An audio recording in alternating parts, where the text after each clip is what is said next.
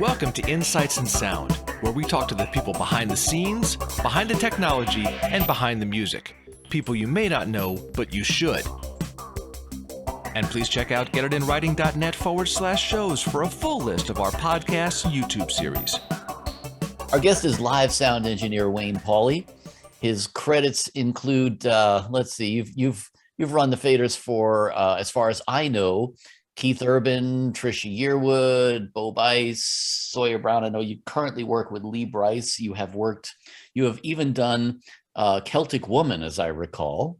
I did. So you've done all sorts of stuff all over the map. I've been very blessed. That might be actually a good question to open with. You know, you have done some really unusual gigs in terms of you're not pigeonholed into a certain type of music or anything like that. I would say the only pigeonholing I could do with you is you are largely an analog guy, although I've seen you run a digital console, so it's not like you're a Luddite or anything like that. But let's start with just some basic background stuff here. How'd you get into this? What's your background? Obviously a musician, right?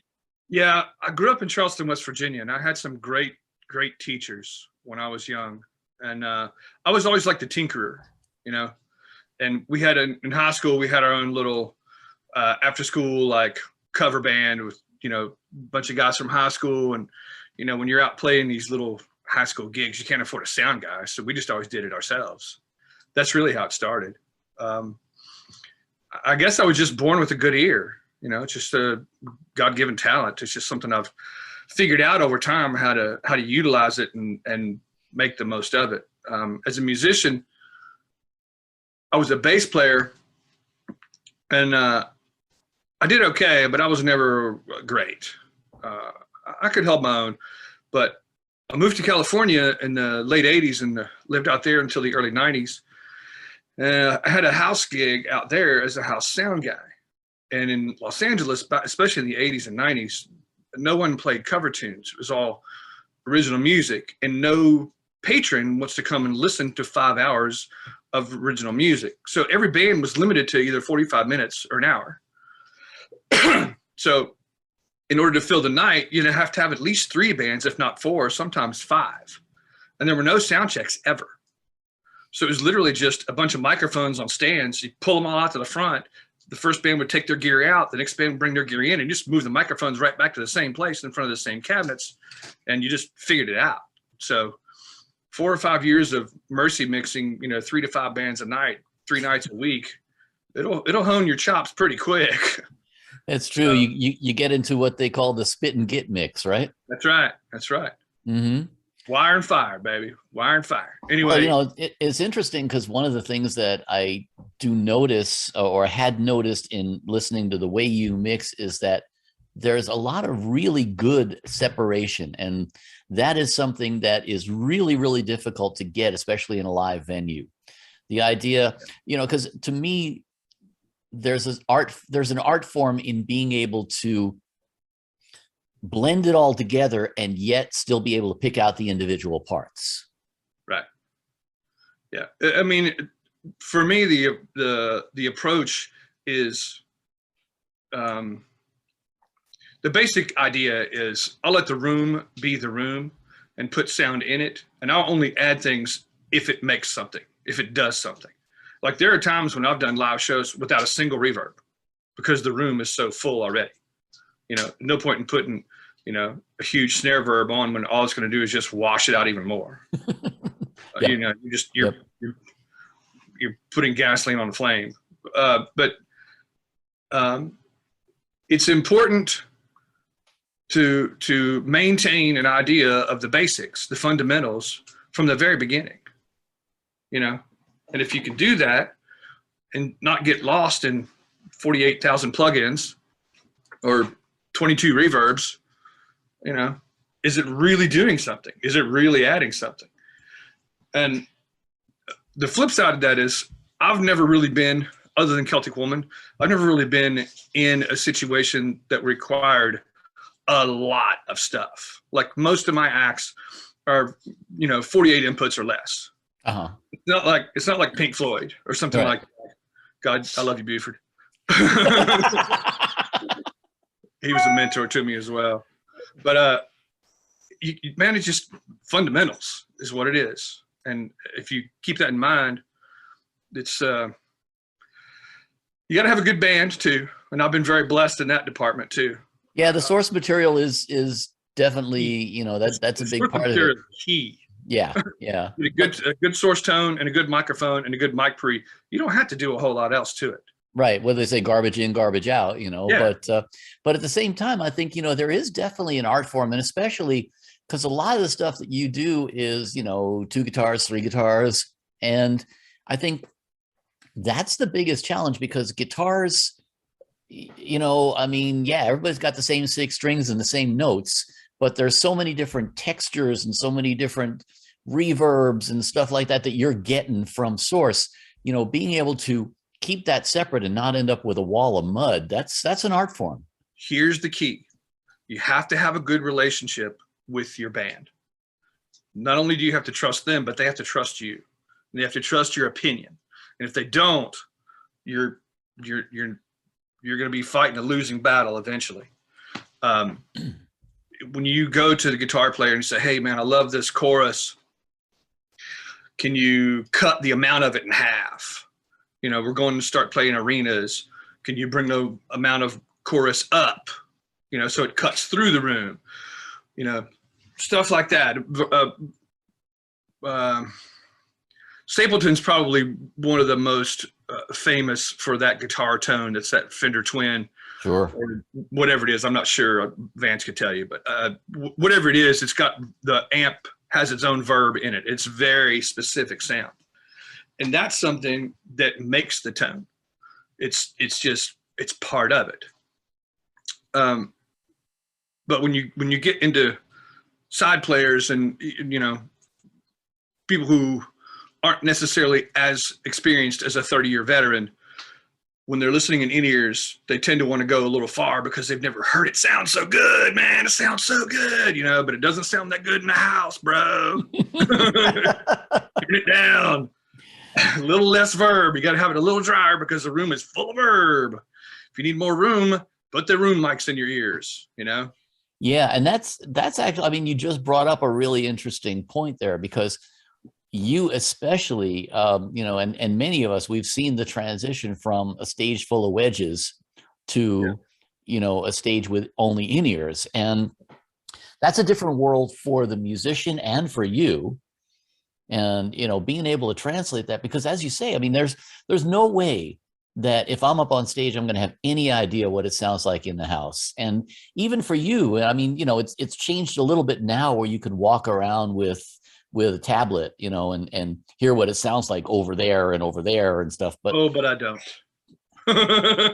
Is that I don't trust the tablets. I don't trust the Wi-Fi. I'm just, you know, I'm old and jaded and crusty. I'll leave it all right there. I'll run over here real quick, listen to it over there, and then run back to the desk.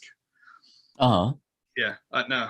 Even if I have a digital desk, which I do right now, we'll get into that in just a minute. But I'm not gonna use any sort of wireless anything, especially you know, a local area network or a Bluetooth or whatever. No, I don't trust. But even during the sound check, I mean, I understand the dependability issues during the show, but even during the sound check, nope. In fact, if there is a situation where, like, if we're on a fly date, excuse me, and it's a super small, like, stripped down kind of thing, and we're using, you know, the band, but only like 16 inputs, it's super stripped down, basic, sitting on stools kind of thing. Mm-hmm. I often have guys that show up with like an M32, something like that, and they'll go, "Oh, you want the tablet to walk around?" I'm like, "Nope, turn that thing off." If it fails and somehow interferes with the console, no, just unplug it. This, I know. I put my hands on faders. Sure. And it makes sense. Although, you know, I mean, I always thought it was, as a concept, it's a great idea. I mean, I totally understand all the Wi-Fi issues, and I'm right there with you on that. But as a concept, I mean, you know. Well, I can see using a laptop on a secured local area for system tuning. You want to walk around with the laptop and go up to the 300s or whatever and be able to tune in real time right in front of you. That's awesome. I'm behind that 110%. But as far as controlling the console, oh no. No, thanks. Interesting. Interesting. So from your perspective, you're basically just you're counting on somebody having tuned that room well enough so that you hope that those people up in the nosebleed seats are actually hearing something decent. If I'm on a rig that I know, or I know the systems engineer, then I won't walk around. I'll trust them to do what they do. If it's someone I've never met, or a room I've never been in, or a rig I've never heard before, then oftentimes I will walk around. But I don't walk around that much anymore because I've done this enough now that I kind of know everybody out there for the most part. And you know most of the sheds that you guys play too. So yeah. I've played every shed from 26,000 to 2,200. Yeah, you have, and you've done some interesting ones. And I'm trying to remember where I saw you mix in Celtic Woman, but I remember you had about 80 acres of front of house on that gig. You had a lot of stuff going on. Was it in Arizona? I don't know if it was in Arizona or if it was in Europe. No, I think it was in the States, but yeah, I just remember you had so much stuff going on, man. And that was a complex mix. Yeah, that show, it was a lot. It was a challenge. It really was, especially in the beginning, because I had no idea what I was getting into when I took that job. Mickey Mulcahy called me. It was February, I think, of 2005, and he asked me 2 questions. He said, "Hey, man, do you know the PM1D?" I'm like, "Yeah, I mean, I'm not an expert, but I know it a little bit. I can always brush up on it if I need to." He says, "Do you got a valid passport, clean record and all?" I'm like, "Yeah. Can you be in Dublin next weekend?" "Well, Mickey, I kind of have a gig right now. Let me see if I can find somebody to take my gig. I can't just bail. So let me call you back in 8 hours." So I dug around, and I found one of my dear friends, Richard Corby, to take the gig I was on. And the next Thursday, I got on a plane from Dublin, Ohio, and flew to Dublin, Ireland. Wow. Yeah. Yeah, and that was an interesting musical mix as well. I mean, that's I think musically speaking, that must have been quite a challenge in terms of just the density of the mix and everything. Right? There was a lot going on. Man, it came down. There was. We were a full 96 inputs, and 40 of those were drums. Now, I will give these guys credit, Ray Fiend and Nikki Bailey, the drummer and the percussionist on that show back then. They knew exactly how hard to hit and exactly how hard not to hit. They were literally perfectionists in drum volume, acoustic drum volume. That's hard to find. It is incredibly hard to find. And that shows nothing without those 2 guys. It's a lot of singing and some orchestral stuff and a little bit of acoustic guitar. Without the drums and the percussion, that show doesn't happen. But with those guys, like I said, they were really good at only playing as loud as it needed to be. And that changed from day to day as well. Sure, because different venues. And sometimes we played arenas, some days we played sheds. Sometimes we'd be like at the Wang in Boston or the Fox in Atlanta or, Radio City. Different venues dictated different volumes from those guys, which is a huge thing. But to make it all fit, man, you really had to pay attention to what each input did. What was its purpose? And it only needed to be where it needed to be by design. That's why the 1D was the thing back then. I mean, it was, I inherited that console from the guy before me, the late Colin Boland. And he built a show that was just, I didn't use the show file because his approach and mine were not the same. So I built that show file from scratch in 72 hours. And it was like 80 scenes. Something like that. Wow. Yeah. And it was only a 2-hour show. Well, but you just put your finger on something that I think is really important, not just for that show, but for every show, which is the idea of really listening and really, I mean, it sounds so obvious, but man, just really paying attention, not just to the music, but to the spectral Yeah. aspect of it all, and really Yeah. understanding, how all the parts fit together. And I think that is something that, like I say, it sounds obvious, but man, it's such a big part of mixing in general. Yeah. I'm serious when I tell you that's the one thing that I try to ingrain in younger people or people who are new into the business. Excuse me. Is it sounds cliche, but literally stop looking and just listen. Yeah. You know, I used to get, when I first started with Lee, 10 years or more ago, I didn't carry a front of house console of any kind for like the first 3 years. Wow. And I would just basically just desk du jour, huh? Right. It was PA du jour. It was console du jour. We carried a little monitor rig and we had all our microphones and everything on stage. But it was literally just, I'd walk up and I'd start a show file, or if God bless them, if they still had analog, I would use it. I literally just used a Midas out of a shop last year during the pandemic that they hadn't used in 5, 7, 8 years, whatever. Pulled a Heritage 3000 out. Anyway, I'm sorry. But I would get grief all the time back then for literally hacking a PA to death on the graphic EQs, because I'm still an old school. I don't, the Lakes and the parametrics are fantastic tools. They're just not for me. But I would go over to the graphic EQ, man, and I'd just start hacking and hacking and hacking. And I just keep hacking until it sounded good. And the house engineers loved you for that. Oh my God. They're like, what did you do? I said, well, I took all the 100 out of the PA that was overwhelming the entire rest of the low end. Now it sounds like a sub, not like a anyway. But yeah, I would catch grief for that, because not legitimately, but like, be like, wow, you really hacked the crap out of that EQ, didn't you? I was like, well, how's it sound? Yeah. And that's, it's interesting that you mentioned that, because that's, I used to write this column for Universal Audio every month. And one of the things that I always used to repeat over and over again at the end of every single column was use your ears. Yeah. Don't look at the meters and don't look at the waveforms and stuff like that. In fact, when I'm mixing, I close my eyes half the time, because, you really want to accentuate what's coming into your brain through your ears. Yeah. The beauty of the analog desk for me, more than just the beauty of what it is it's just fingers. Like, once I've got everything set the way I want it, I don't even have to look at it. I've got 2 hands on the desk and I'm just looking up at the band. Where's the band? Because that's what I want to look at. And I'm just watching them. Sure. I've got to the point now where I can tell how hard my boss is going to sing a certain line in a certain verse in a certain song. And I can pull it back so it doesn't kill. Or if I know he's going to get quiet, I can push the fader up sometimes as much as 10 dB just to be able to get what he's doing out there in front of everyone. Because he does that all the time. He's a really dynamic singer.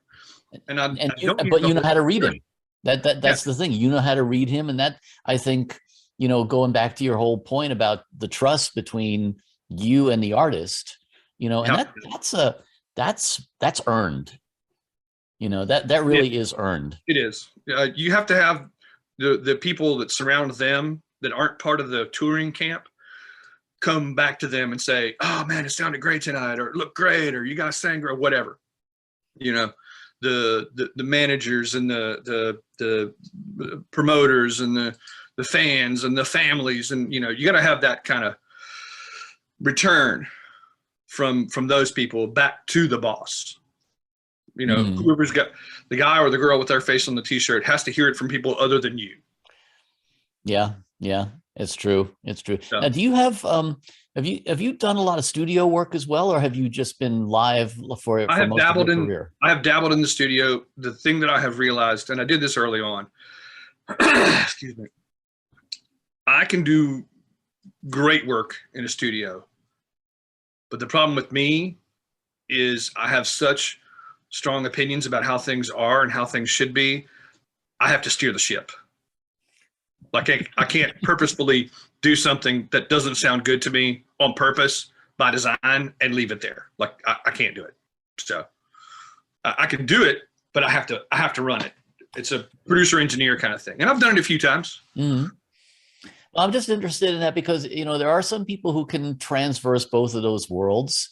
And, there are the obvious differences, you get one shot at doing it live and you can just redo it over and over again in a controlled environment in the studio. But at the same time, I think there's a different learning curve and and being able to adapt to that every single night is going to be different. Not just, the venue is going to be different. The PA might be different. The hall is so much a part of it. And then, how's the mood? How's the audience? How full is the house? What kind of shape are the musicians in and how good a day have they had and all that stuff. Yeah. That's almost more important than any of the rest of the stuff.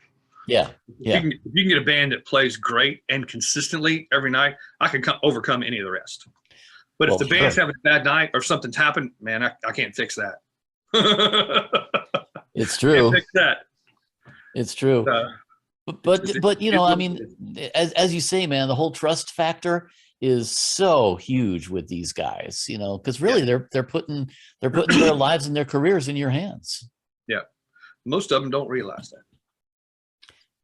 That's interesting. Yeah, I guess only the real veterans would even understand that aspect of it, right? Yeah. Mm-hmm. I learned that early on in this town. It was I don't know.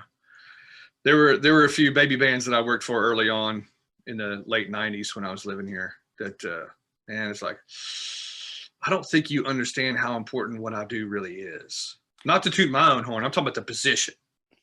Yeah. When the people leave the show, do you want them to go buy the record or do you want them to go buy another beer and some popcorn? Yeah, fair enough. Fair enough. So tell me a little bit about how you, obviously at some point or another, you committed to the idea of being a live sound guy and dealing with all the vagaries of being on the road. And there's how much time do we have, DK?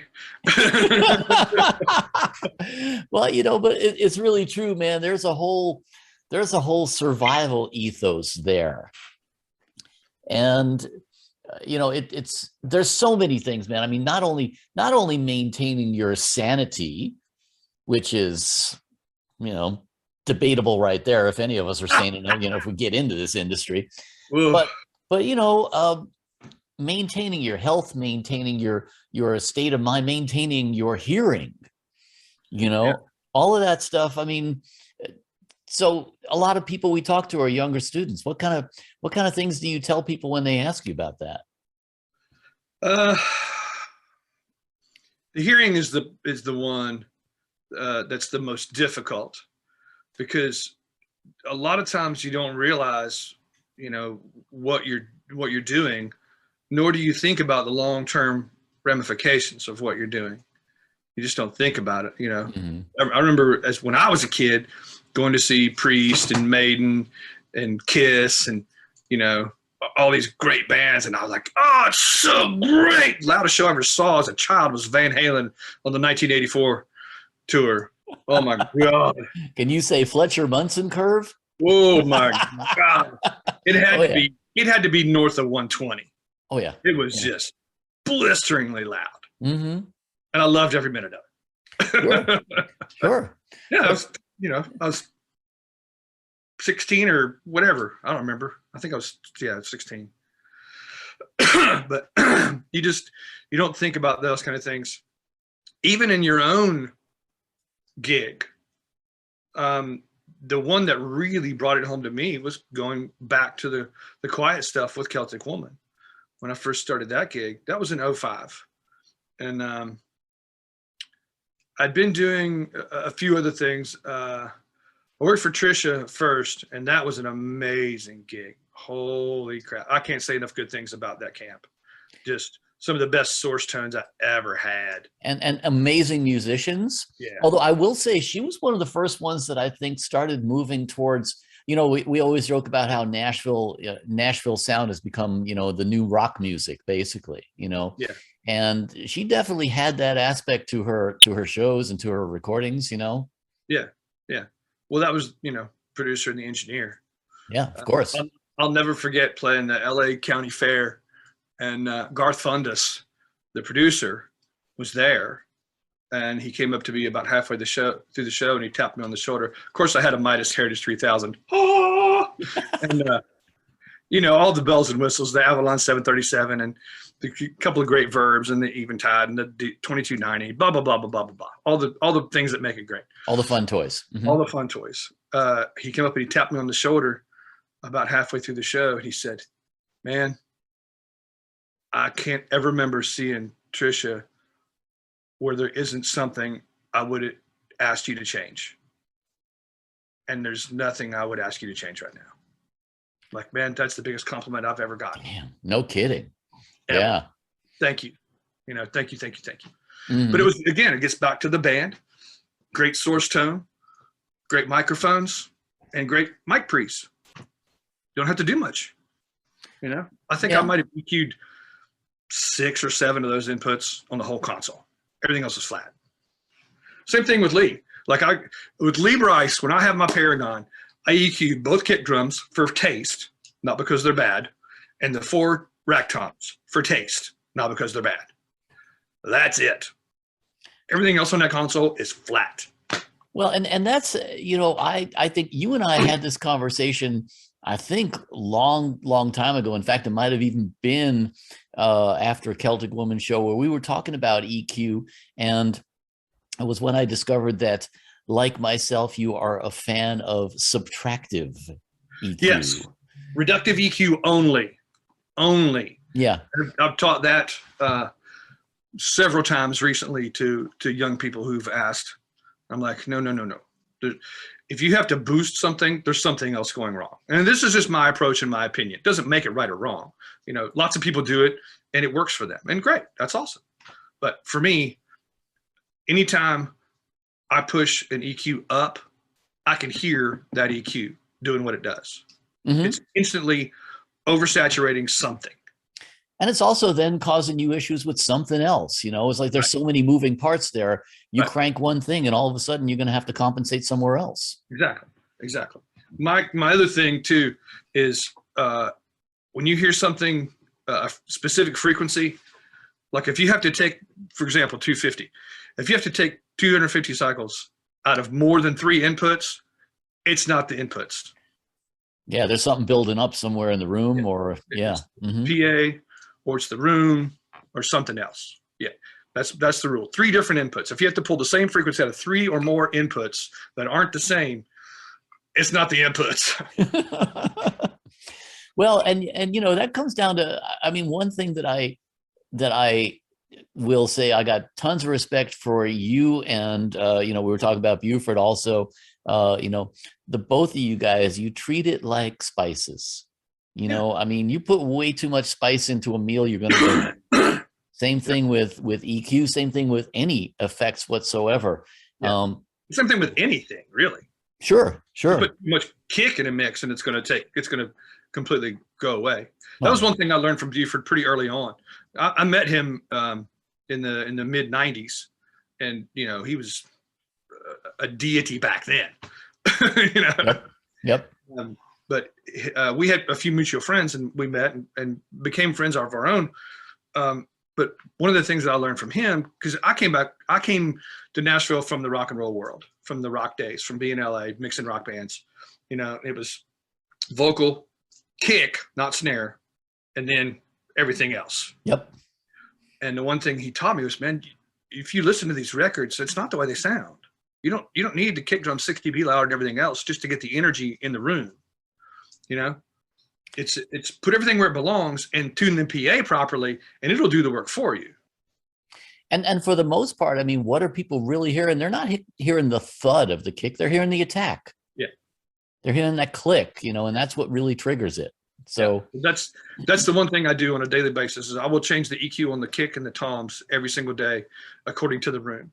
And I literally, it sounds ridiculous, but it's the simplest thing. I literally just go to a point in the mid range, somewhere around 6, 8, 1K, and I'll scoop it all the way out, and I'll just start making the cue wider and wider and wider until it sounds the way I want, and then I'll just move it up or move it down, and then just kind of find the sweet spot. Like, oh, that's it, and that's it. Mm-hmm.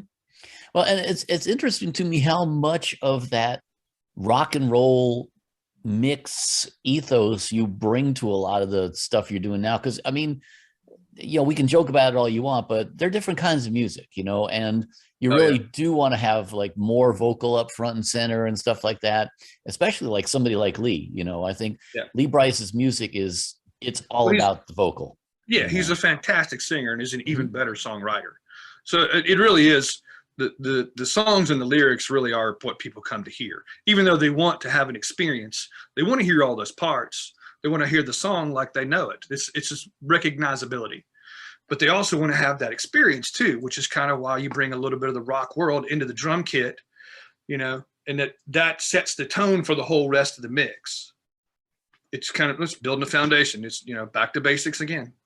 It's so true. And again, like you say, man, a lot of it comes down to the players. I mean, if you've got a player who understands that, who really understands dynamics and also ensemble playing, man, that is the big key right there. If everybody understands their part in the mix. That really is another beautiful thing about this organization in the Lee Brice camp, is these guys have been playing together for north of 12, 13, 14, 15 years. When they first started, before I ever started, I'm 10 years plus, but they were all here before me.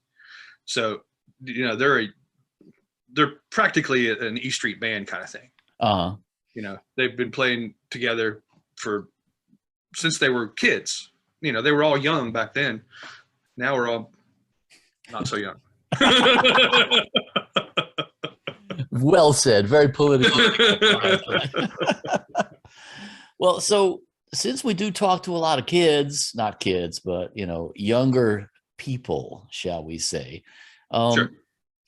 Getting into this end of the business is not without its challenges. Yeah. How about some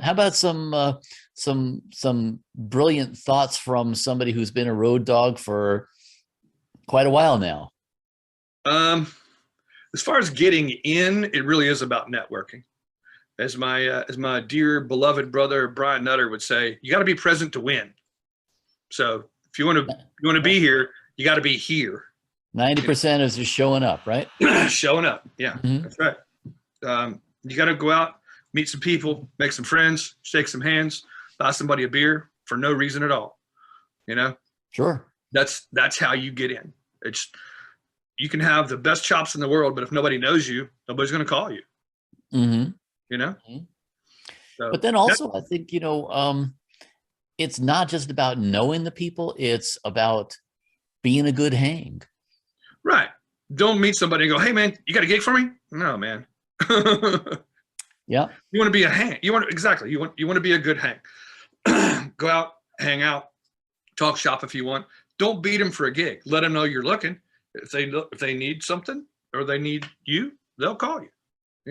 Hey, my buddy, blah blah blah, is looking, or I'm just met this new person that just moved to town, blah blah blah. I've literally have done this for 2 people from other cities that are moving here in January. Literally as recent as 3 days ago, I was visiting with a friend of mine at one of the shops here in town. I'm like, hey, are you guys hiring? He's like, depends on what you got. And I'm like, well, I have a friend from Texas that wants to move to Nashville and become a monitor engineer, and younger person, and got their collective shit together. And he's like, yeah, man, send him my way. Absolutely. Now that's monitors, that's another whole ball of wax there, man. Working monitor beach versus working front of house. Have you done both? I'm not aware that you've done monitors. I've only done it a couple of times. It's just my brain doesn't really work that way. I get, I don't know what the word is. I guess bored, really. I like active mixing. Interesting, because if anything, I would think that's in certain ways more challenging. Well, in a certain way it is, but I will never be at the level of a Jason Blackburn or a Stuart Delk or a Robert Bull. I'll never pretend to be in their wheelhouse as far as in-ears go. I have done it a couple of times. It was enjoyable. I like hearing the roar of the PA. Yeah, that makes sense. I could understand that. So what about life on the road? I mean, that's another thing that, I think is probably a whole lot different when your first tour, you're 19, 20 years old, something like that, you go out on tour and I was 26. So you were a wise old man already. Well, I don't know if I'd go that far, but I'd already left Los Angeles. Yeah. Basically the reason I left Los Angeles is the band I was playing in broke up and I just didn't have any desire to play anymore. When I came back to the East Coast, I kind of floated for a little while and had a bunch of friends that I grew up with in high school that were all living in Nashville, and they finally convinced me to move here. I didn't want to move here. Living in LA, especially in '95, Nashville was full of cowboy boots and cowboy hats, and I'm like, what the hell do I want with that?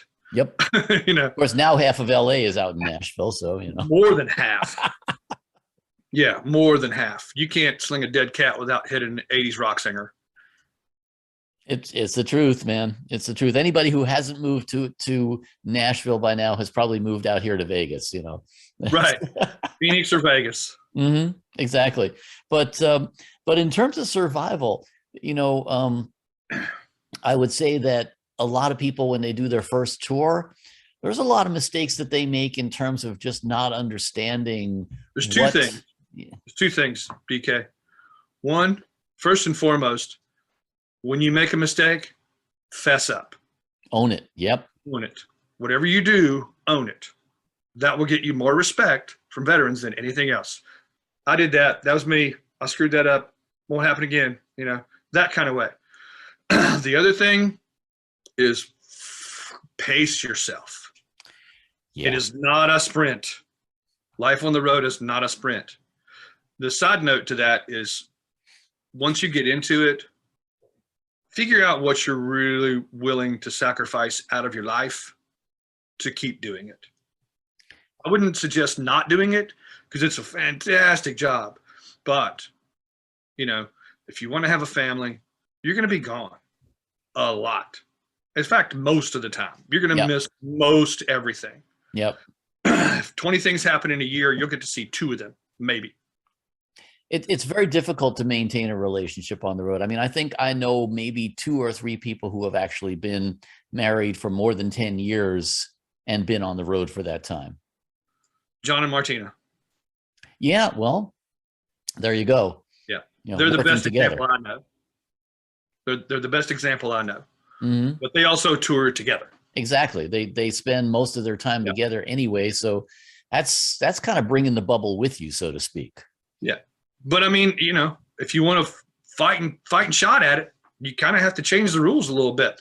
Now, I'm not saying if you're a guitar tech that you should hire your wife to sell T-shirts, because you probably shouldn't. But if you have a situation where you can, put yourself in an environment to succeed, why would you not?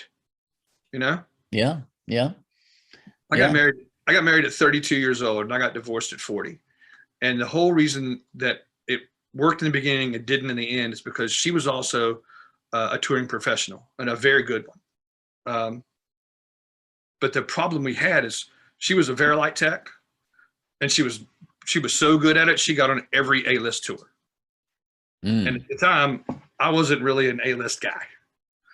I mean, I'm not Joe Hurley or Big Mick or, I just 20 years ago, I wasn't in that ballpark. I could do any of those jobs now, not 20 years ago. I thought I could, but no, I was wrong. But from her being on tour, on these major tours from U2 to Madonna to Elton John, every major tour that was out, she was on it. I was never going to be. So we ended up only spending like 60 days a year together. Wow. And you can't have a relationship that way, man. It's true. It's true. You can't. And I think, as you say, I mean, that's part of it, not being able to maintain a relationship, or not being able to maintain a normal relationship, because, you get into this bubble with all the people you're on the road with, and the relationships. None of us are normal. None of us. Exactly. Yep. There has to be a level of normalcy where I guess consistency might be a better word, where you get into a constant and consistent kind of situation.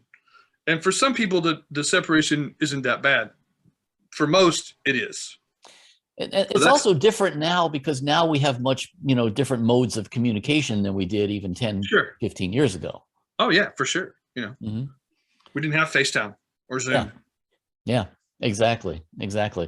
But I think also, when you talk about pacing yourself, that's the thing too, is, I think a lot of people don't realize how much downtime there is.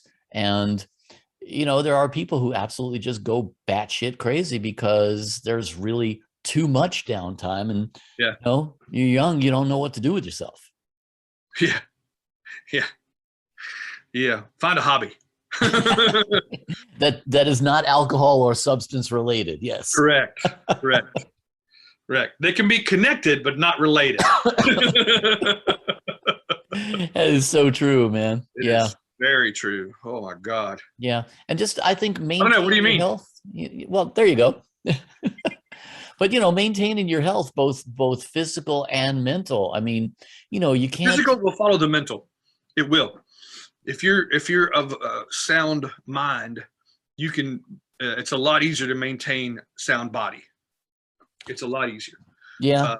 I can tell you this from firsthand experience, because I've fluctuated, through the good times and the bad times, and I've fluctuated weight 40 pounds one way or the other, just because of environment and mental whereabouts. Where my mind was at. It's just. If you're not self-aware is the huge thing. If you're not aware, then ask one of your friends. Hey, do you think blah, blah, blah? Well, maybe you are, maybe you're not. I don't know. Yeah. But, I mean, and even down to little stupid stuff like, having the option of always having catering, I mean, there's some damn good catering services on tour with you sometimes, man. It's like, that could be a problem. Yeah. One of my best quotes from someone else, my friend Kevin Freeman works for Brad Paisley. He's also the PM. He says, man, these caterers are fantastic. Problem is, everything's so good, you end up with a captain's platter at every meal. I'm like, yeah, Kev, you're right. They're fantastic. And I'm getting fat. It's true. And then, as you say, if your mental state is such that you don't have the discipline to say, you know what, I better work off some of this, or I better just, stand up and, do something to keep myself healthy, whatever it is, that's going to, and, it works both ways too. If you're not in good physical health, that's going to impact your mental state too. Oh, absolutely. If you're a person that is touring and you don't have a very active job per se, get up a half hour early and go walk the stairs of the arena before loading starts. That'll do something for you. Yeah, right? I mean, you don't have to walk them all, but, do something. Just stay out of catering. It's so true, man. So what kind of advice would you have for 20-year-old you? I mean, I'm sure you didn't see it coming. The biggest thing that I learned over time is you don't know what you don't know. So ask a lot of questions. When it comes to listening, man, the first thing that I would tell my 20-year-old self is buy the most expensive, outrageously great sounding headphones you can afford. Because that in itself will give you a listening environment that it would take tens of thousands of dollars to replicate in a near fields or a home theater or whatever. You can buy a good set of headphones for between $200 and $500. Really good ones for about $1,000, and it'll change the way you listen. because that is the key. You don't know how good really is until you've heard it. It's the truth. I remember there used to be a hi-fi store here in Nashville called Nicholson's, and they had basically everything that existed. They had some, and they had these one speaker systems that were called Pipe Dreams, and it was essentially what I would call an original version of a home theater version of a line array. Mm-hmm. It was basically a tall column, and they were 4.5 feet, 6 feet, or 7.5 feet tall. Wow. And there were 12s,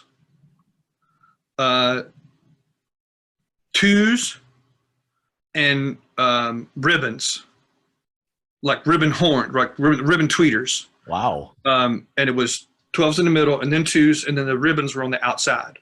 So it was literally like listening to a line array.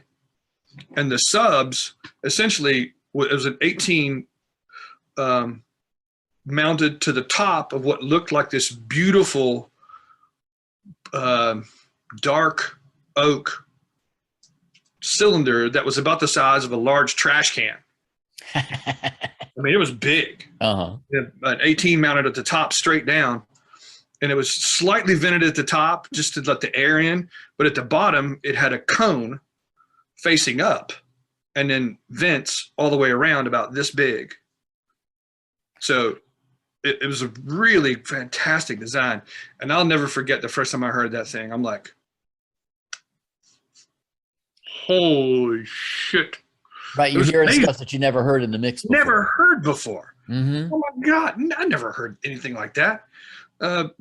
You know, some of my favorites are some of those middle Sarah McLachlan records because of the reverbs and all the way that things are recorded. They just sonically sound great. I'm a big fan of Sting as well. Again, middle records. The Police stuff, I love it for the material. Wasn't necessarily all that sonically great, but who cares? It's a punk band. Yeah. The modern stuff, it's more like stuff that David Foster would record. It is. It's very lush and very almost overproduced. Chris Bodie's one of my favorites of all time. Mm-hmm. So, you know, and I love what David does. But listening to those kinds of things in that environment, being able to hear things that I just had never heard before, it was like, holy crap. I didn't know this was even part of the thing, you know, hearing the pluck or the bow on the cello. Yeah. Just chum, chum, you know, oh, so good. Yeah. And then it happened to me again a few years later, the first time I heard HD1s. Oh, yeah. HD1s, I'm like, oh my God, I'd never heard that stuff before. Mm-hmm. I have a pair now, thanks to my friends at Meyer. Thank you. Appreciate that very much. And, you know, I couldn't imagine listening to anything else if I were going to, you know, be making a record. I'll take them with me anywhere I'm going into a high-end listening environment. I just take them with me. Mm-hmm. But, now it's interesting because there's a common thread there. When you talk about learning to listen, it's not only listening to the music, but listening to the people, listening to the stuff that's not said. You know, the same way I've always felt like part of the beauty of a really great musician is what they don't play. You know, oh, absolutely. 100% agree. You know, 100% agree. Mm-hmm. That's one of the things I learned in the early 90s when I first really started following Sting. You know, after Dream of the Blue Turtles, I'm like, man, these guys just are great players. And I read in an interview once with him, and he's like, the difference between a good musician and a great musician is not what they play, it's what they don't play. It's so true. And I'm like, oh my God, brilliant. There's a famous Miles Davis quote about that too, you know, and I think it's really, it's about, you know, letting the music breathe a little bit. I mean, the space in between. Yeah. It's like, I love, you know, some of these guitar players are technically brilliant and they can, you know, play a stream of notes, but ultimately I'd rather listen to B.B. King play one note. Exactly. You know, but it's so true, man. Listening, and you know, that's a skill that goes even beyond music, man. Just, you know, in terms of listening when you're talking to somebody and listening to what they're saying, listening to what they're not saying. all of that is really so important, man. It's just being present. Yeah. I'm not saying anything. Oh, I'm empty. That's okay. I have more right here. Look at that. Oh, look at that. Oh, it's a thing of beauty, I tell you. Oh, it's a beaut. She's a beaut. Shameless plug. Shameless plug. I don't care. They're not paying me anything. I paid full price for that. Hey, listen, maybe they'll send you a free bottle now. Who knows, One can hope. Indeed. Well, I think you have definitely had a very interesting and illustrious career, to say the least. And, I think you probably, at this point, I would say you're probably doing a whole lot of good teaching other people this kind of stuff, because there's so much of this that really, I think there's a lot of youthful enthusiasm when you first get on the road, especially when you first get on a tour. Sure. And, I think you're right, man. I think learning to pace yourself is a big part of it. Yeah. Yeah. It's not a sprint. I promise. Relax. We'll get there. You're not gonna learn it all in a day. And if you did, you'd forget half of it by the end of the evening. Absolutely. Man, it's good to see you. It's been too long. Likewise, man. It's great. It's great to have some time and sit and chat and stuff like that. And I'm sure that when we air this, there will be a whole bunch of people that say, "Hey, who is that guy? He's pretty cool." They might even say something nice about you.